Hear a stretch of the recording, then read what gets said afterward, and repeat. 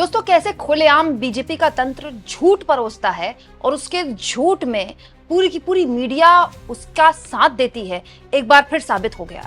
एक बार फिर साबित हो गया कि देश में अगर किसी राज्य में, किसी इलाके में हिंसा हो रही हो, उसमें भी बीजेपी की पहली प्राथमिकता कांग्रेस का राग अलापना होता है, कांग्रेस पर झूठे आरोप मढ़ना होता है या फिर विरोधियों को टारगेट करके अपनी गलतियों से बचना होता है। एक बार फिर साबित हो गया और एक बार फिर आईटी सेल और संबित पात्रा का झूठ भी बेनकाब हो गया है। दोस्तों, ये झूठ पकड़ा है ध्रुव राठी ने।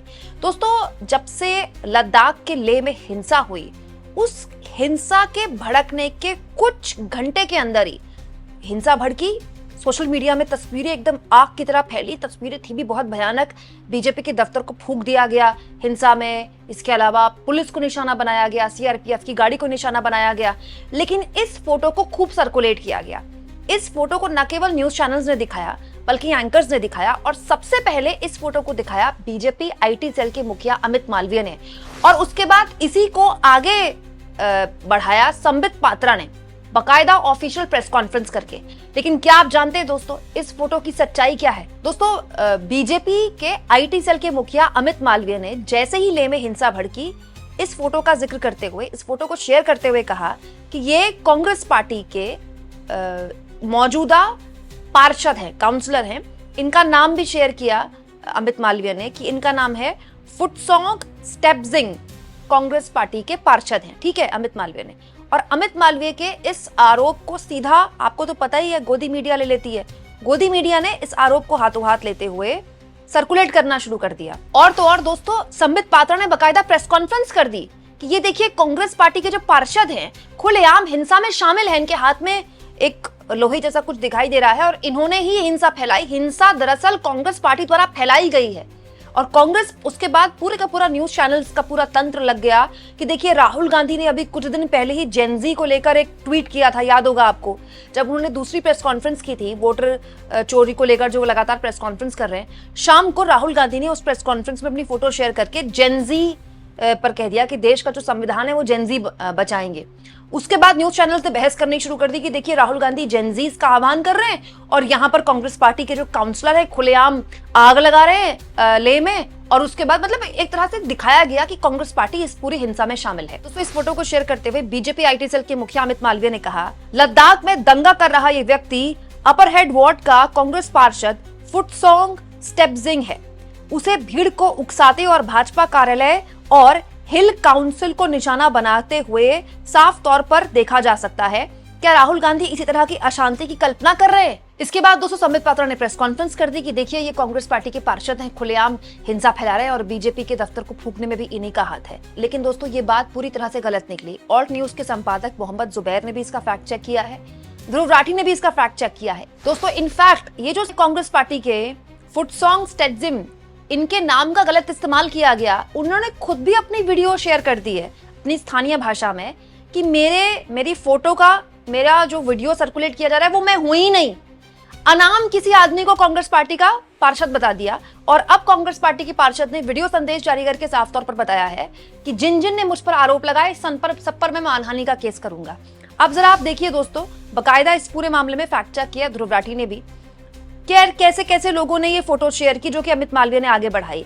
नुपुर शर्मा, इसके अलावा मिस्टर सिन्हा, ये सब तो बीजेपी आईटी सेल के, आप समझ लीजिए, एकदम जो बढ़ाते हैं वही ये आगे पहुंचा देते हैं। ऋषि बागरी, स्किन डॉक्टर, विजय पटेल, हॉकाई, अमन चोपड़ा, न्यूज 18, अंबानी के चैनल के एंकर देख लीजिए। खुलेआम उन्होंने न केवल हिंसा फैलाई बल्कि अपने चैनल में इसको दिखाया। और सच्चाई ये है दोस्तों कि ये फोटो किसी और आदमी की है और कांग्रेस पार्टी के पार्षद कह रहे हैं कि ऐसा झूठा इल्जाम मुझ पर लगाया, अब मैं मानहानि का केस करूंगा।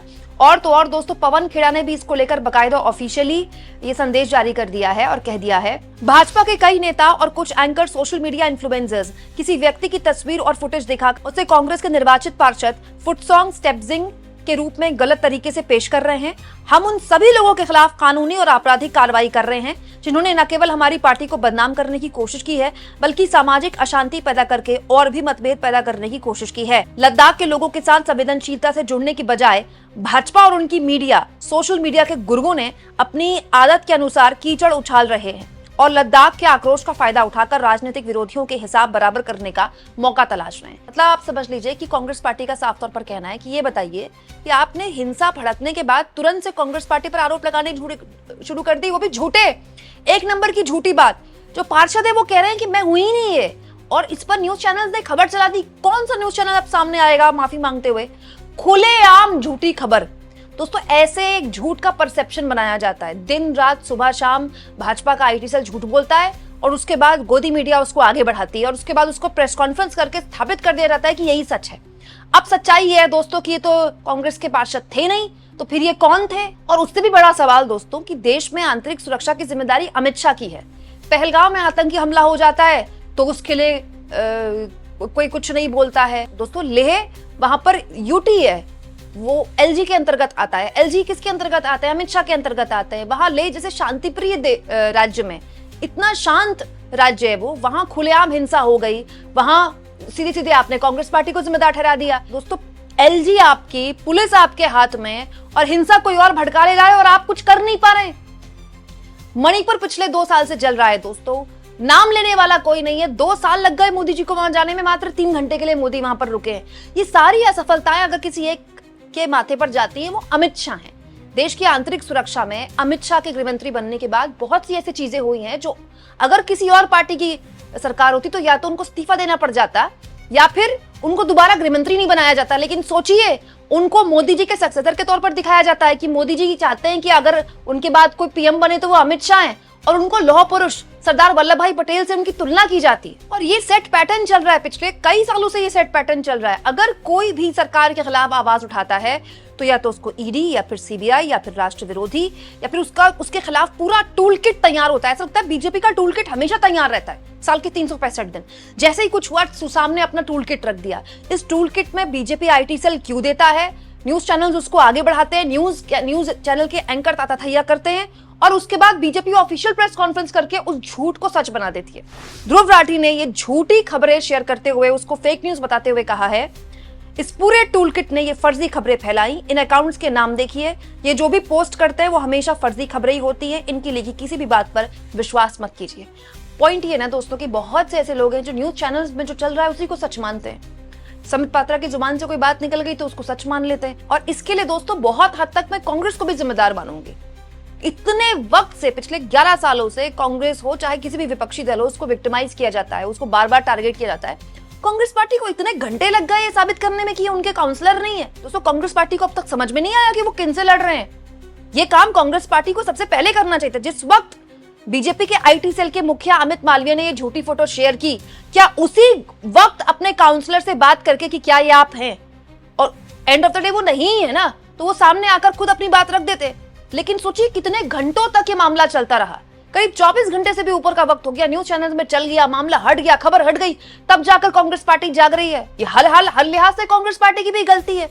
और हैरानी इस बात की है कि झूठ पकड़ा जाने के बावजूद भी बीजेपी के आईटी सेल के मुखिया अमित मालवीय ने अभी तक ये फोटो डिलीट नहीं की है। जानते हैं वो कि ये फोटो झूठी है।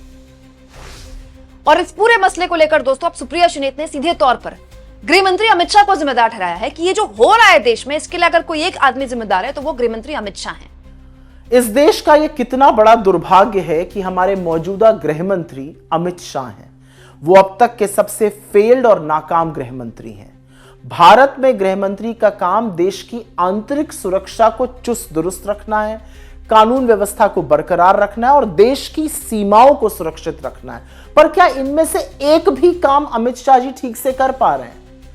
देश का एक महत्वपूर्ण राज्य मणिपुर 2.5 साल से जल रहा है। असलियत यह है कि मिजोरम और असम के बीच में खुले आम गोलियां चली। असलियत यह है कि दिल्ली में विभत्स दंगे हुए। असलियत यह है कि पहलगाम में दर्दनाक आतंकी हमला हुआ। यह अलग बात है कि इनके साहबजादे जो हैं वो पाकिस्तान से क्रिकेट खिलवा रहे हैं। और असलियत यह है कि अब लद्दाख जैसी शांत जगह में भी हिंसा की आग जल उठी है, भड़क रही है। और यह सब गृह मंत्री अमित शाह की नाक के नीचे हुआ है। यह असलियत है। असलियत यह है ना इनके पास इनमें से किसी भी चीज की कोई खुफिया जानकारी पहले से होती है, ना रोकने की कोई तरकीब होती है और ना ही घटना के बाद ये कोई मजबूत फैसला ले पाते हैं।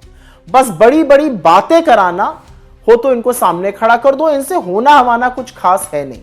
ये सिर्फ चुनावी रैलियां करना जानते हैं। ये ईडी, सीबीआई, इनकम टैक्स जैसी एजेंसीज को विपक्ष के खिलाफ लगा देते हैं, उनको डराने, धमकाने, आतंकित करने के लिए। विधायकों की खरीद फरोख्त कर नीलामी करके चुनी हुई सरकारें गिराना इनकी एक और बड़ी स्पेशलिटी है। पर इनकी गृह मंत्री के तौर पर जो विफलता है वो किसी से भी छुपी नहीं है और उसका खामियाजा हमारा देश उठा रहा है।